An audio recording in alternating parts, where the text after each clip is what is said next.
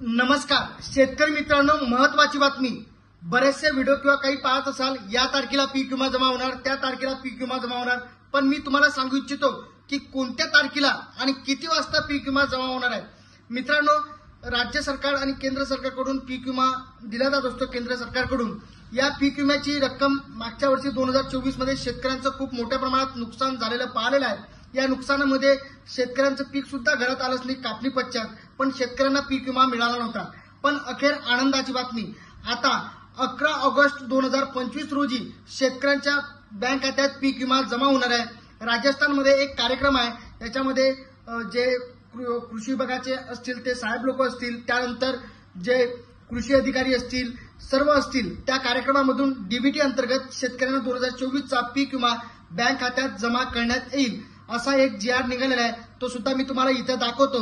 लवकरच शेतकऱ्यांच्या बँक खात्यामध्ये हा पीक विमा जमा होणार असल्याचं सांगण्यात येत आहे. 11 ऑगस्ट 2025 वेळ 12 वाजता.